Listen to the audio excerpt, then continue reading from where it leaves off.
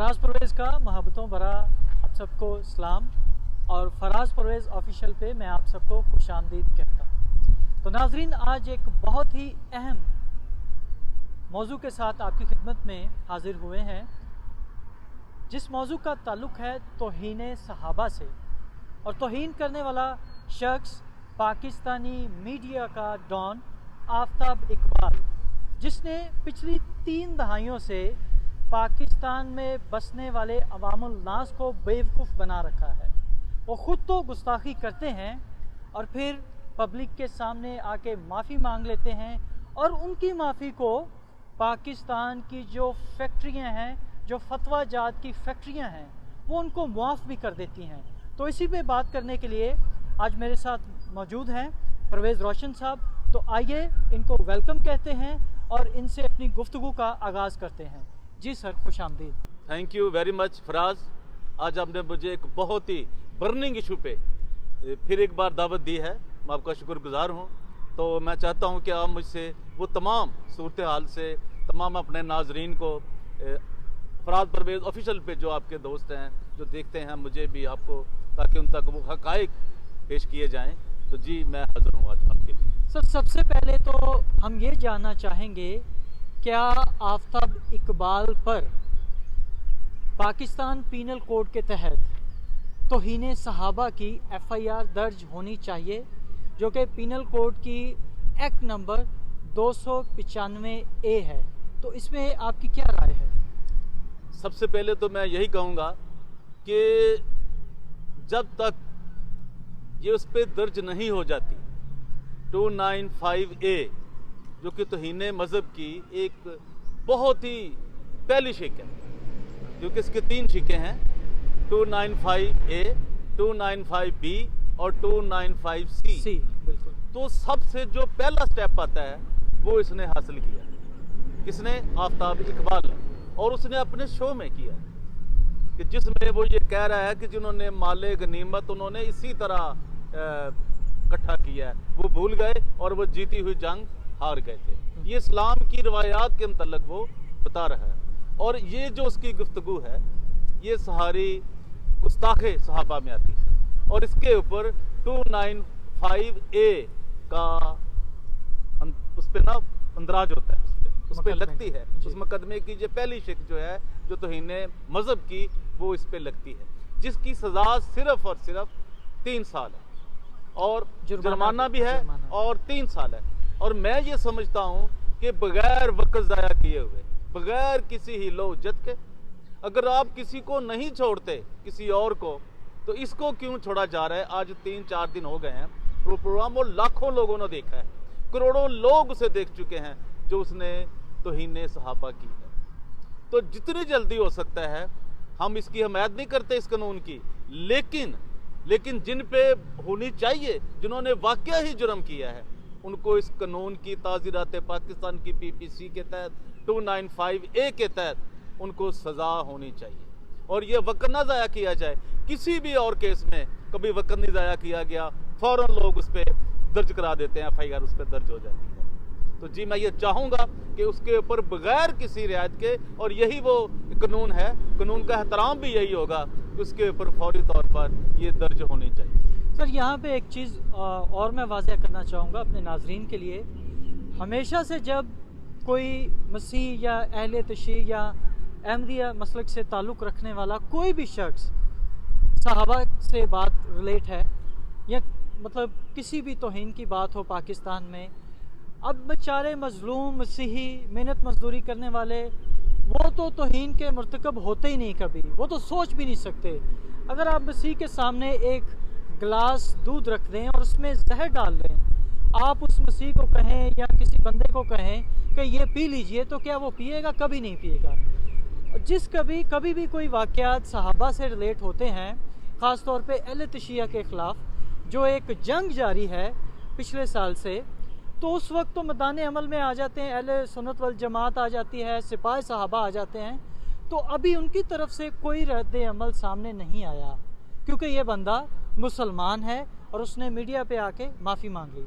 दूसरा सवाल मेरा यहाँ पे ये है कि आफ्ताब इकबाल से पहले किन ताकतवर लोगों ने, आर्टिस्टों ने और पाकिस्तान के अंदर बसने वाले अमीर और असर रसूख रखने वाले जो अशख़ास हैं, जो शख्सियात हैं, जब जब इन्होंने तौहीन की तो कैसे हुई और उनको क्यों छोड़ा गया?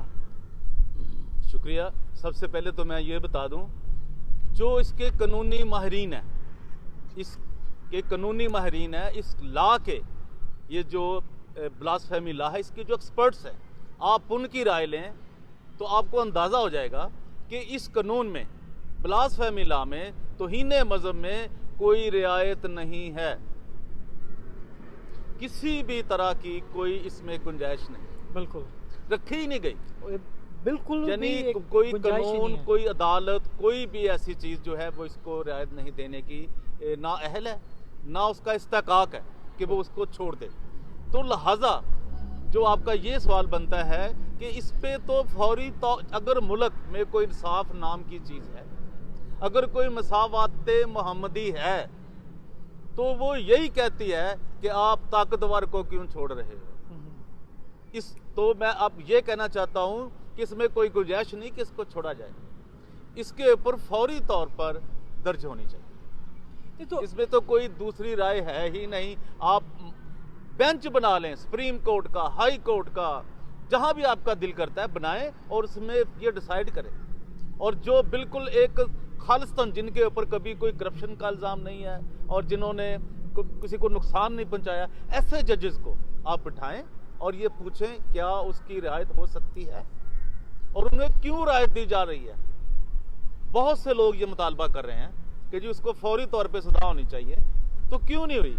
एक तो ये बात, ये फौरन होनी चाहिए। दूसरी, आपका ये सवाल है कि इससे पहले किन लोगों ने एक गुस्ताखी की और उनको आज तक नहीं पूछा गया। तो सबसे पहले मैं आपको बताता चलूं कि ये जो एक बड़े, ये राइवेंट सिस्टम के, देवबंद के मकतबा फ़िक्र के तारक जमील साहब, जो एक आर्टिस्ट भी हैं, आप सब जानते हैं, दुनिया के एक बड़ा, चूँकि वो तो था ही सिंगर, उसका तो मज़हब से कोई तल्लक नहीं था, जो कि आज तक एक, अगर मैं कभी उनकी बात करूं, उनके गांव की, उनके घर की, तो ये बहुत एक गहरी बात हो जाएगी। ये एक मुल्क के लिए, उन लोगों के लिए एक बहुत बड़ा बम फटेगा।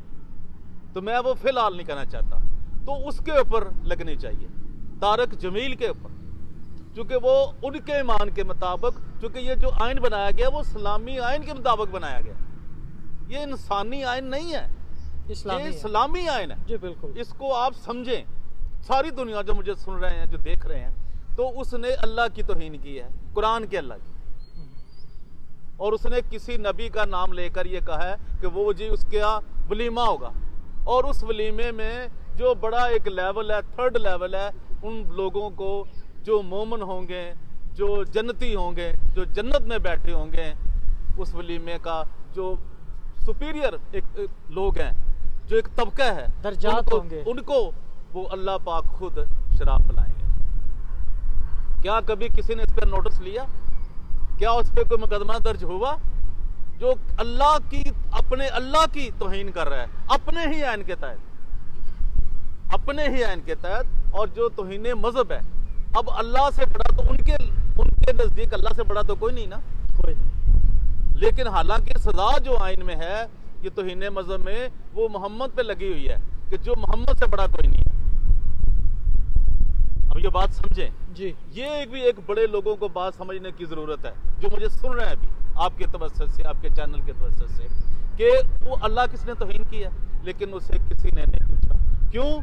कि वो एक बड़ा अहम आदमी है, वो एक मजहबी स्कॉलर बना हुआ है, उनके कई उनके, अब मेरे मुंह से एक बहुत बुरा लफ्ज निकलने लगा था, लेकिन मैं माफी चाहता हूँ कि वो सरबराह है, वो जी ऐसे बहुत से काम करता है, वो मुल्क उसे जानते हैं, उसे सदर जानते हैं, उसे वजीर आजम जानते हैं, तो इसीलिए कोई उसका कुछ बिगाड़ नहीं सकता। उसके बाद आते हैं कप्तान साहब, जो कि कप्तान है, इसने जो वर्ल्ड कप जीता, उसने तौहीन की, उसने तो डायरेक्ट मोहम्मद साहब की तौहीन की, और उसे आज तक कलमा भी नहीं आता।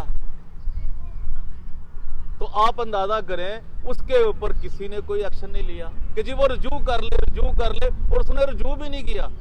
ये किसी और के लिए रजू क्यों नहीं है फराज साहब? किसी और को माफी का मौका क्यों नहीं मिलता? सिर्फ ताकतवर लोगों को मिलता है। और अभी हाल ही में देखें आप, वो जो अमर जलील है, एक कराची का एक जो राइटर है, जो भी उसका हदूद अरबा है, मैं उस पर बहस नहीं करना चाहता, जो कुछ उसने कहा है, उसकी वीडियो वायरल हुई, वो आखिर क्या बात है, उसको कोई नहीं पूछ रहा। उनकी तो पुरानी वीडियो का इस्तेमाल किया जा रहा है। अब ये देखें, उनको कोई नहीं पूछ रहा। क्या अगर जब उसने एक इसमें गुंजाइश ही नहीं है कि आप किसी को छोड़ दें, तो क्यों छोड़ा गया उनको?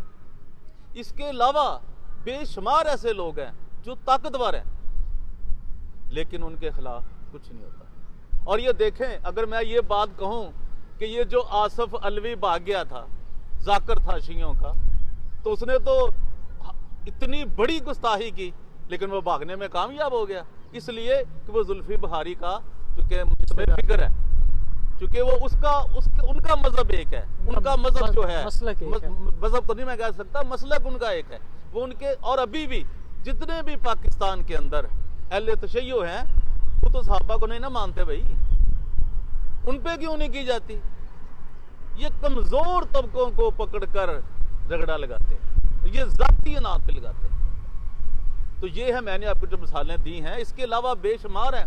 एक्सप्रेस टीवी पर, खबरदार प्रोग्राम पर फौरी तौर पर इनको पाबंदी लगानी चाहिए। बिल्कुल ठीक सर। यहाँ पे एक चीज़ थोड़ी सी हमारे नाजरीन को वाज़ह कर दें कि हुमायूं सईद ने, जिसने लाहौर के अंदर, हमारी एक बड़ी तारीख़ी जगह है जिसको लाहौर से, क्योंकि हमारा दिल भी वहाँ ही लगा रहता है, बेशक हम जितने मर्जी दूर हैं, लाहौर के अंदर मौजूद एक मस्जिद है, मस्जिद वज़ीर खान।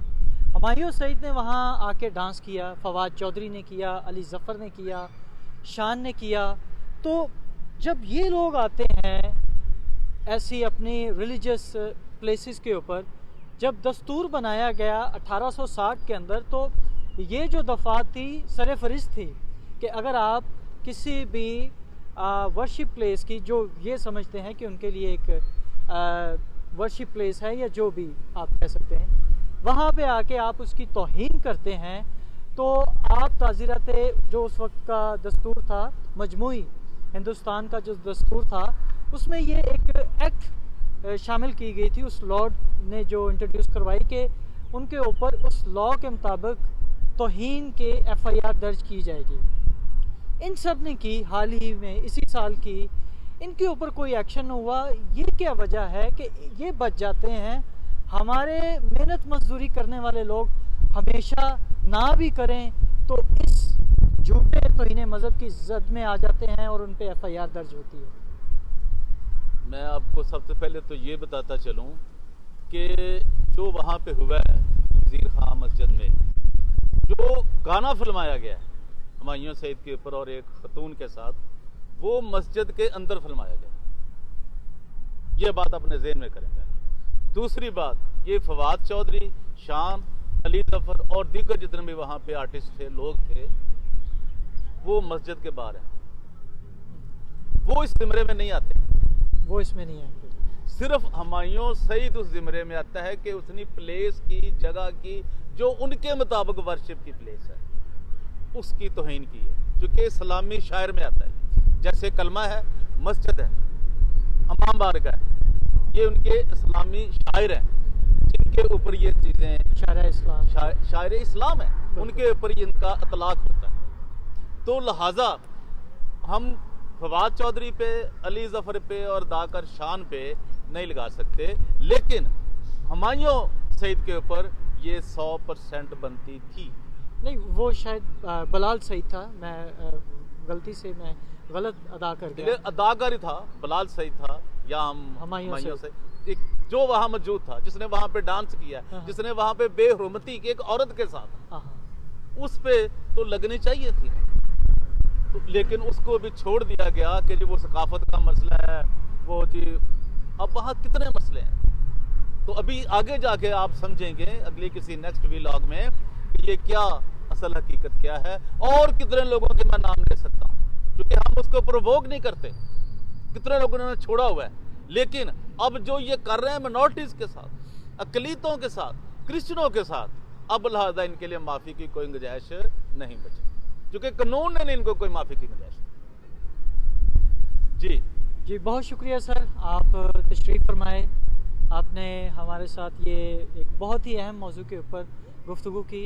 तो नाजरीन, पाकिस्तान में हर ताकतवर उस शख्स को माफ़ कर दिया जाता है जो तौहीन मोहम्मद करे, जो तौहीन सहाबा करे या शारा इस्लाम की तौहीन करे। और उनको जो पाकिस्तान के अंदर उल्मा है, मशाइख हैं या फतवा जात की जो फैक्ट्रियाँ आप कह सकते हैं, जो मज़हब के नाम पे अंधे हो जाते हैं, वो अपने मुसलमानों को तो मुआफ़ कर देते हैं, लेकिन किसी मसीही को, किसी हिंदू को या किसी अहमदी को वो मुआफ़ करने की जुर्रत नहीं रखते। उसमें इतनी हिम्मत नहीं होती कि जिसके ऊपर हम झूठा तौहीन मज़हब का ये इल्ज़ाम लगा रहे हैं, हम इसको भी मुआफ़ करें। तो हम, अगर आप इसको आफ्ताब इकबाल को मुआफ़ कर रहे हैं, तो हम भी इज्तमाही तौर पे पाकिस्तान में बसने वाला हर मसीह आप सब से एक रिटन, हम सब मिल के आपको एक रिटन माफ़ीनामा जमा करवाते हैं उन तमाम लोगों के लिए जो इस वक्त पाकिस्तान की जेलों के अंदर बंद है। खुदारा, आप जिसको भी मानते हैं, सच्चे को या झूठे को, आप उस नाम के वास्ते उन तमाम लोगों को जो इस वक्त पाबंद सलासल हैं, उनको भी मुआफ़ कर दें। खुदावन आप सबका हामी और नासिर हो। खुदा हाफिज़।